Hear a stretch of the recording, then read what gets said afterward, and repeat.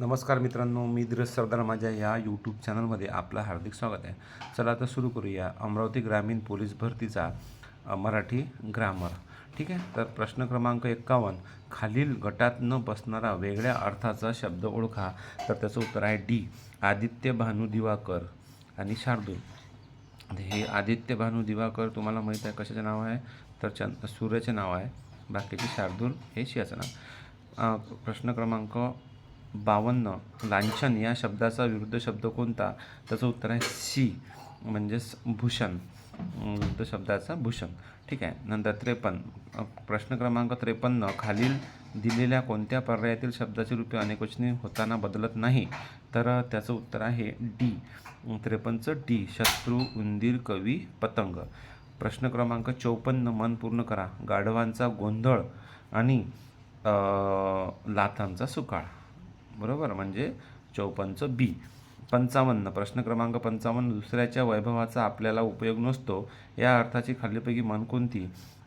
त्याचं उत्तर आहे सी, लंकेत सोन्याच्या विठा. लंकेत सोन्याच्या विटा.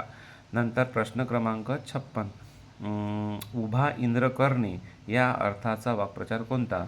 तर त्याचं उत्तर आहे सी, एखाद्या कामाला पुन्हा नव्याने सुरुवात करणे. प्रश्न क्रमांक 57, गटात न बसणारा स्वर ओळखा. तर त्याचं उत्तर आहे सी, अ, ए, ऐ, ओ. ठीक आहे. नंतर बघा प्रश्न क्रमांक 58, खालीलपैकी मूर्धन्य व्यंजन कोणते. तर त्याचं उत्तर आहे सी, ट.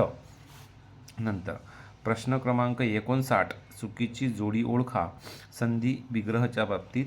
तर त्याचं उत्तर आहे बी, कुलोत्पन्न, कुलोत अधिक पण. तर हे चुकीचं आहे, बाकी सगळ्या बरोबर आहे. प्रश्न क्रमांक 60, सूर्यास्त, विद्यार्थी हे शब्द कोणत्या संधीचे उदाहरण आहे. तर त्याचं उत्तर आहे सी, यशोधन, यश अधिक धन. हे चुकीचं, सॉरी हां. प्रश्न क्रमांक 60, सूर्यास्त, विद्यार्थी हे शब्द कोणत्या संधीचे उदाहरण आहे. तर त्याचं उत्तर आहे सी, स्वरसंधी.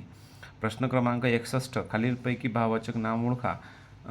तर शांत, सुंदर, गुलामगिरी, श्रीमंत. त्याचं उत्तर आहे 61 सी, म्हणजे गुलामगिरी. 62, माझ्या आईने 16 सोमवार केले. तर त्याचं उत्तर आहे सी. तर त्याचं उत्तर काय आहे सी, विशेषणाचा सामान्य नाम म्हणून वापर. विशेष नामाचा सामान्य नाम म्हणून वापर. 63, चुकीची जोडी ओळखा. त्याचं उत्तर आहे डी, विदूर, विदुषी, खोड, कालवट, जनक, जननी, उंट, सांडणी. तर विदूरचं काय, विदुषी चुकीचं आहे. ठीक आहे. प्रश्न क्रमांक 64, खालीलपैकी शुद्ध किंवा अचूक शब्द ओळखा. तर त्याचं उत्तर आहे डी, काय आहे डी, परिशिष्ट. नंतर प्रश्न क्रमांक 65, विभक्ती व कारकार्थ चुकीचा पर्याय निवडा. तर त्याचं उत्तर आहे ए, तृतीय संप्रदान. द्वितीय कर्म बरोबर आहे, पंचमी आपादन बरोबर आहे, सप्तमी अधिकरण बरोबर आहे, पण तृतीय संप्रदान चुकीचं आहे. प्रश्न क्रमांक 66, अधोरेखित सर्वनामाचा प्रकार ओळखा.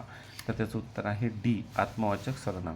म्हणजेच मी, आपणहून, सहलीला जाण्याची तयार खोली. आपणहून हे काय आहे, आत्मवाचक सर्वनाम.